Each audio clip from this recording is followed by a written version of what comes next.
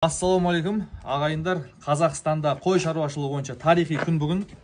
Максимус, легендарный Максимус сатылып жатыр. Ең қымбат бағалардың біріне сатылып жатыр. 15 миллион теңгеге Қызыләскерлік Аманжол бауырымызға сатылды. Алла берекесін берсін бауырым. Көбейсін, қозысын алыңдар, береке табыңдар. Әке қалды. Мотивация болсын жастарға бір көрсетіп қойық. Өйткені қой шынымен де қошқар осыншаға сатылды ме? Мүмкін емес дейтін адамдар да бар ғой, жоқ емес. Бірақ мына жастар қошқармен алсыңыздар, қой бағыңыздар. Жерге сия ма?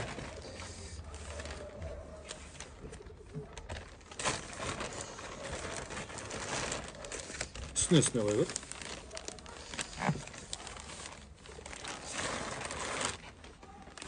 $15 па? 15 миллион теңге. Алла, Максимус. Алла берекесін берсін.